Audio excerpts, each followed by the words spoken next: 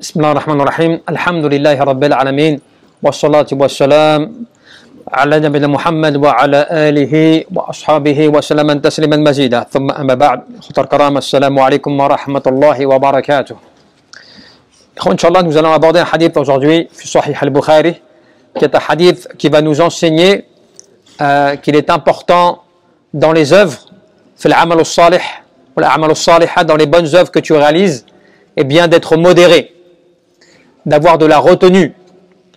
Et cela dans un hadith, أن النبي صلى الله عليه وسلم كان يحتجر يعني حصيرا بالليل فيصلي عليه. Vous savez, le prophète sallallahu alayhi wa sallam avait l'habitude, lorsqu'il était à la mosquée, eh bien, il posait comme une sorte de nappe avec laquelle il accrochait, lorsqu'il faisait des prières, il l'accrochait en fait afin comme de faire une sorte de barrière entre des poteaux, et il se mettait derrière et il priait. Et aussi, eh bien, et la journée, il le posait au sol et il s'asseyait dessus. Et ainsi, les gens, lorsqu'ils ont vu cela, فَجَعَلَ النَّاسِ يَثُبُونَ إِلَى النَّبِي صلى الله عليه وسلم فَيُصَلُّونَ بِصَلَاتِهِ حَتَّى كَثَرُوا. Donc, les gens ont voulu en fait imiter le prophète, ont voulu faire pareil que lui, au point que les gens ont commencé à se rassembler de plus en plus et ont même fait bien plus encore. Ils ont, entre guillemets, exagéré sur le sujet. Et lorsque le prophète a vu cela de leur part, il leur a dit « Ya ayyuhan nas » ô vous les gens,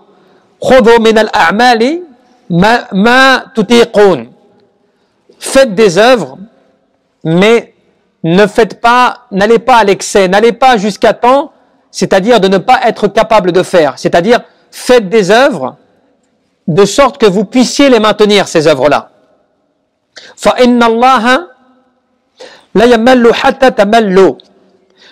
Puisqu'Allah Azza wa Jal, eh bien certes, il ne se lassera pas tant que vous ne lassez pas. C'est important cela.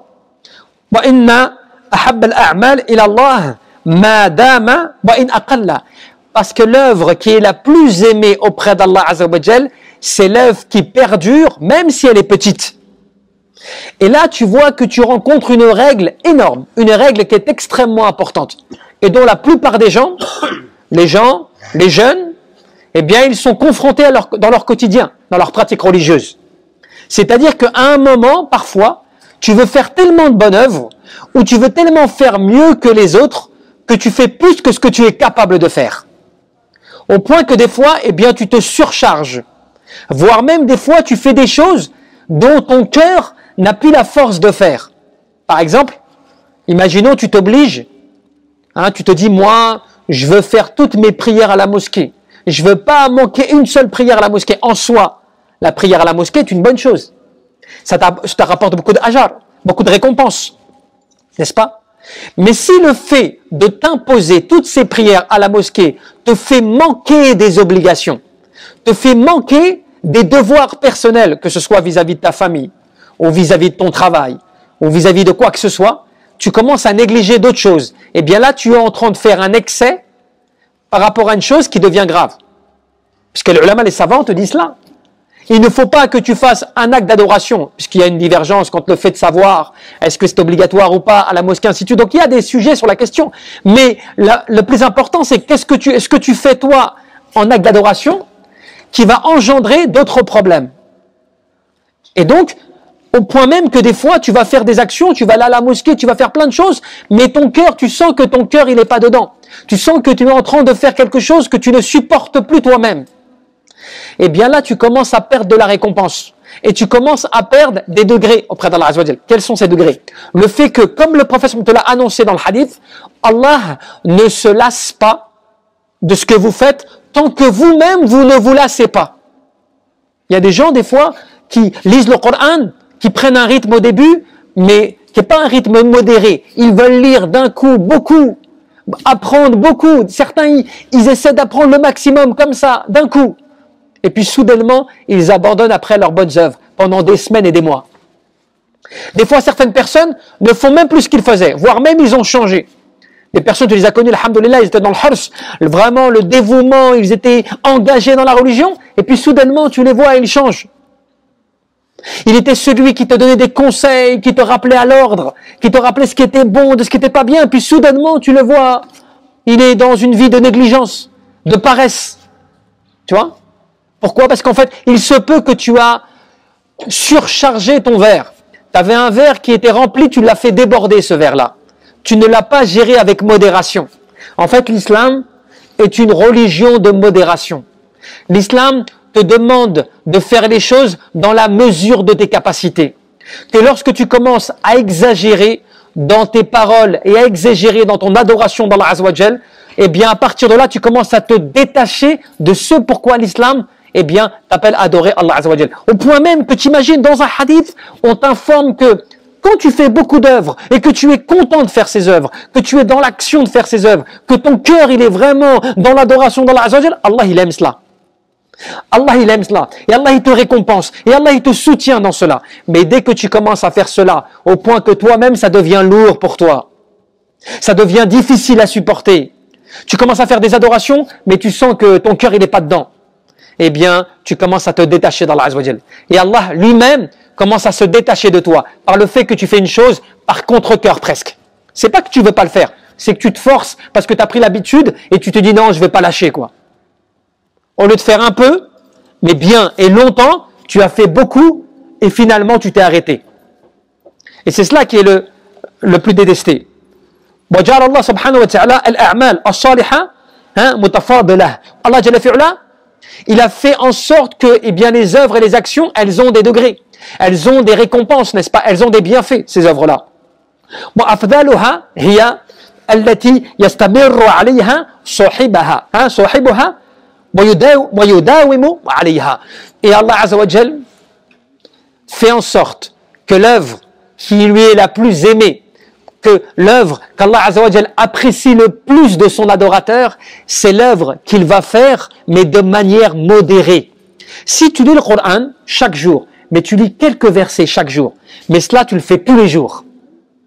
Tous les jours, tu es dans une lecture de Coran de manière modérée, que tu arrives à gérer. C'est que lorsque tu fais des œuvres, imaginons, pendant des semaines et des mois, tu es, alhamdoulilah, mais c'est modéré, c'est que tu fais quelques versets par jour.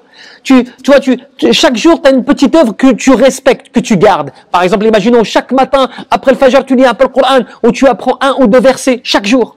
Ou bien le soir avant de te coucher, tu as toujours une petite lecture, un petit apprentissage, une petite réflexion. Tous les jours, tu gardes cela. C'est pas beaucoup, hein, mais tous les jours, tu le fais. Mais tu le fais longtemps. Tu gardes cette œuvre. Cela, c'est beaucoup plus aimé d'Allah Azza wa Jal lorsque toi, pendant le mois de Ramadan, tu commences à le Coran et tu lis des pages et des pages la journée, tu es motivé, tu vois, tu es motivé, tu arrives à le Coran beaucoup dans le mois, tu arrives à le lire de manière importante, tu le lis, puis le Ramadan il est fini, tu arrêtes tout. C'est fini, tu arrêtes. Une fois dans la semaine, tu lis le Coran. Une fois dans la semaine, tu te concentres un peu sur un livre. Une fois dans la semaine ou une fois dans le mois, tu commences à prendre quelques versets comme cela. Toutes tes bonnes habitudes que tu avais mis en place, eh bien, tu les délaisses. Parce que pour toi, il n'y a plus la motivation, tu vois. Il n'y a plus la volonté de faire. Eh bien, cela, ce n'est pas que c'est pas bien, mais c'est que c'est une œuvre qui n'est pas la meilleure, qui n'est pas la plus aimée. Donc, vaut mieux que dans ta religion, tu fasses les choses doucement. Dans ta religion, tu apprends doucement. Dans ta religion, tu conseilles, mais tu vas de manière modérée. Tu apprends de manière modérée, mais tu sais que ce que tu fais, tu gardes le cap. Tu gardes, tu vois, l'apprentissage de manière, tu vois, continue. Pas de manière discontinue, tu le fais et puis après tu arrêtes pendant des mois. Tu vois. Dans ce hadith, eh bien tu apprends que lorsque le prophète te dit quoi? Quand il te dit ma tutiqun, que vous soyez en mesure de faire. Qu'est-ce que cela veut dire? Ay addu minha ma fi ista'atikum.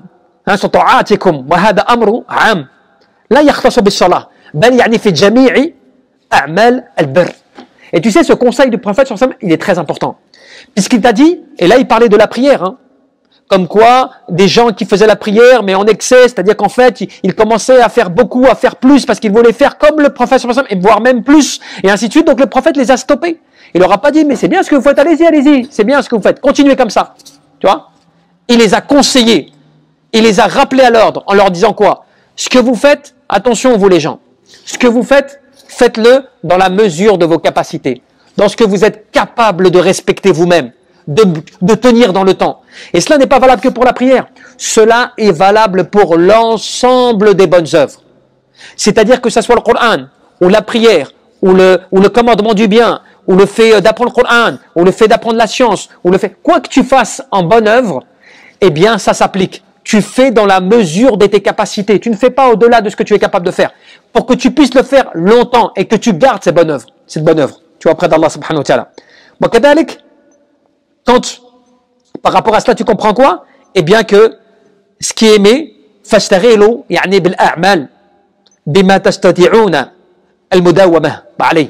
L'essentiel, c'est que tu fasses des choses que tu peux faire, mais tu vas les garder dans le temps. وافعلوا كذلك ما تقدرون عليه من الصيام والقيام ولا تشقوا على أنفسكم. Que tu jeûnes, que tu fasses des prières, que tu lises le Coran. L'essentiel, c'est quoi que tu dois retenir? Ce que je fais en termes d'adoration, il ne faut pas que ça pèse sur moi. Il ne faut pas que ce soit quelque chose que je sais que quand je le fais, ça m'est difficile. Tu sais, des fois, il se peut que tellement tu fais, des fois le Coran, des fois tu as même des fois du mal à le lire. Après, à un moment, tu as du mal à l'ouvrir. Tu lis quelques versets comme cela. Tu vois, des fois, tu vois des jeunes qui, alhamdoulilah, quand ils ont, machallah, pris un bon rythme, et que des fois, ils ont voulu faire beaucoup, à un moment, quand ils se démotivent, eh bien, le problème, c'est que même dans la journée, quand tu leur demandes, vas-y, lis un petit peu, quelques versets, tu sens que c'est lourd pour eux. Tu sens que ça leur demande un effort important. Pourquoi? Parce que tu t'es surchargé à la base. Et cela, il faut faire attention, ibadallah. Beaucoup de frères même, des fois, ils viennent, ils sont dans l'excès. Dans l'excès même d'interprétation. Tu vois, tu viens comme ça, tu commences à donner ton avis sur des choses, en disant, oui, ceci c'est bien, ceci c'est pas bien, voilà, c'est comme ça qu'il faut faire. Non, et puis soudainement, tu te rends compte que la personne du jour au lendemain, eh bien, elle est moins exigeante vis-à-vis d'elle-même, même vis-à-vis des gens. Elle a commencé à changer. Ça, c'est des preuves aussi qui te touchent. C'est-à-dire que tu as voulu faire beaucoup, tu as voulu, tu vois, te mettre beaucoup en avant par rapport à cela, et soudainement, à un moment, tu tiens plus le cap. Toi-même, tu ne résistes plus. Toi-même, tu ne supportes plus le rythme que tu t'étais imposé. Subhanallah. Donc, la religion, nous, c'est comme cela qu'on devrait se le rappeler. C'est-à-dire se dire, attention, ta pratique religieuse, tes prières chaque jour. Moi, il y a des personnes que tu rencontres, des fois, les gens, ils en arrivent tellement à un niveau de faiblesse que même leur prière devient lourde à faire. Leur prière, en leur temps, devient très difficile à faire. Certaines personnes se tiennent désormais qu'à leur prière. Ils ne font même plus de rawatib wa nawafil. Les prières surérogatoires, c'est quelque chose qui est trop pour eux. Alors qu'au début, c'était motivé quand ils ont commencé. Regarde des fois quand tu as commencé dans ta religion. Quand des fois tu as commencé la prière, toi, tu as commencé à pratiquer ta religion, machallah, tu étais motivé. Tu apprenais ta prière, tu lisais des livres, tu t'intéressais aux détails de la prière, tu voulais savoir comment on priait, tu commençais à lire des livres, tu t'intéressais à plein de choses, machallah. Et puis soudainement, les années passent. Tu vois, les années passent, et puis tu commences à changer. Et puis tu es moins intéressé. Il y a des fois, ta prière, tu ne l'as pas révisée pendant des années. Des années, sanawat, subhanallah, tu t'es pas concentré sur ta prière. Tu as laissé passer des années comme cela. C'est bizarre, pourtant au début, tu n'étais pas comme cela. Parce qu'au début, tu avais la ferveur, tu étais motivé, tu savais pourquoi tu faisais les choses. Et soudainement, tu as l'impression, tu donnes une impression d'oublier pourquoi tu fais les choses. Eh bien, c'est cela qu'Allah Azza wa Jal n'aime pas. Ce qu'il veut de toi, c'est que toi, quand tu l'adores, quand toi, tu es dans l'adoration, il faut que ton cœur soit... C'est comme dans le hadith. Tu connais le hadith par rapport à dua, l'invocation. Allah ne se lasse pas d'entendre tes invocations tant que toi-même, tu ne te détaches pas, tu vois, de l'invocation. Avec ton cœur, il est tout le temps concentré. Dès que tu commences à te déconcentrer, Allah, il se détourne de toi. Tu vois? Il faut que ton cœur, il soit concentré. Il faut que tu sois dans, tu vois, que tu sois dans ce que tu fais. C'est pas juste tu le fais mécaniquement. Imagine alors toutes les fois quand tu pries, quand tu lis le Coran, quand tu fais des invocations. Certaines personnes, des fois, par exemple, ba'da salawat, al-fara'id, après les obligations. Des fois, tu as les adkar, tu vois, qu'il faut que tu répètes. Astaghfirullah, astaghfirullah, et ainsi de suite. Subhanallah, walhamdulillah, wa la ilaha illallah. Des choses comme ça. Eh bien, des personnes, des fois, tellement elles ont l'habitude de le répéter, et de manière continue, que des fois, ils le disent à un rythme que eux-mêmes, finalement, ils n'articulent même plus. Tu vois, ils n'articulent même plus. C'est comme si quelque part tu le fais de manière mécanique sans réfléchir à ce que tu dis là. Ça perd de la récompense. Tu sais que ça perd forcément de la récompense. Au lieu de dire Subhanallah, walhamdulillah, wa la ilaha illallah, ou subhanallah, walhamdulillah, wallahu akbar, doucement, en articulant, en réfléchissant à ce que tu dis, ça a beaucoup plus de valeur que quand tu le dis de manière matérielle, subhanallah, alhamdulillah. Tu vois, tu sais même plus ce que tu dis à la fin, tu vois. Toi-même, tu te concentres même plus à tes propos, tu vois. Et cela, c'est quoi? C'est l'habitude qui s'est mise en place au point que toi-même, tu t'es détaché de ton adoration, tu vois, de ton acte en lui-même. C'est pour ça que c'est important que tu fasses les choses doucement, lentement, avec modération, mais tu les fais bien. Il se peut que grâce à cela, tu vas même atteindre un niveau qui sera peut-être même supérieur à celui qui fait plus que toi. Fa wallahi, comme le prophète a juré après un serment, la yamarallahu hatta tamallu. Allah Azza wa Jal, par Allah, il ne se lasse pas de vos adorations, de ce que vous faites, tant que vous-même, vous ne vous lassez pas. Qu'est-ce que tu déduis aussi de cela? Que parmi les attributs d'Allah Azza wa Jal, il y a le fait que Allah peut se lasser. Mais c'est pas, tu vois, le fait qu'il se lasse comme l'être humain il se lasse. Min sifat Allah Azza wa Jal, parmi les attributs d'Allah, c'est qu'Allah il peut se lasser. Mais ce n'est pas comme toi tu peux te lasser, parce que quand toi tu te lasses, ta façon de te lasser, c'est une façon qui n'est pas bonne, qui n'est pas parfaite. Tu vois? Elle n'est pas, parce que tu es une créature créée par Allah Azza wa Jal, elle n'est pas parfaite. Mais celui d'Allah Azza wa Jal, il est parfait, il est complet. Mais Allah, cela veut dire qu'il porte quelque part peu d'attention à l'acte que tu fais, par le fait que toi-même, eh bien, tu n'es pas convaincu, tu n'es pas complètement dévoué dans ton acte. C'est pour ça que c'est important de t'arrêter même sur les attributs d'Allah Azza wa Jal, et de comment est-ce que cela peut être avantageux ou désavantageux pour toi. وكذلك, qu'est-ce que tu comprends par rapport à cela? ومن العلماء من قال أنه يراد به بيان أنه يعني مهما عملت من عمل فإن الله عز وجل يجاوزك عليه فاعمل ما بدا لك. Il faut que tu saches et que tu prennes note désormais par rapport alhamdoulilah à ces informations, et bien que quoi que tu fasses en œuvre et en acte, n'est-ce pas, eh bien Allah Azza wa Jal, il va te récompenser. En bonne œuvre, bien sûr. N'importe quelle bonne œuvre que tu puisses faire, Allah subhanahu wa ta'ala va t'en récompenser. Simplement, il faut que cette œuvre-là, toi, tu la gardes dans le temps. Il ne faut pas que simplement tu la fasses pendant quelques temps et puis après, tu l'arrêtes. وكذلك فإن الله عز وجل لا يمل من ثوابك حتى تمل من العمل. Allah ne se lassera pas, et c'est cela qu'il faut que tu retiennes. Allah ne se lassera pas de te récompenser tant que toi, tu ne te lasseras pas de faire des œuvres. Dès que tu commences à te lasser et que cela commence à devenir dur pour toi et que tu le fais presque par contre-cœur, forcément tu perds la récompense. وكذلك أن العمل القليل الدائم خير من الكثير المقطع. Et qu'est-ce que tu retiens? Que l'œuvre minime, la petite quantité d'œuvres bonnes que tu fais, mais que tu gardes longtemps, elles sont meilleures que beaucoup d'œuvres que tu fais et que tu arrêtes. Tu vois la différence? Donc c'est pour ça qu'il ne faut pas que tu juges aussi. Tu juges certaines personnes quand des fois certaines personnes font pas beaucoup d'actions. Parce qu'il se peut que le peu d'actions qu'elles fassent, elles le fassent mieux que toi. Ou même il se peut que ce qu'elle fait, elle le fait depuis très très longtemps. Alors que toi, ce que tu fais en plus, tu ne le fais pas depuis très longtemps. Mais tu n'as pas de garantie en plus que ce que tu fais en plus, tu vas le garder toi. Donc c'est cela qu'il est important de comprendre.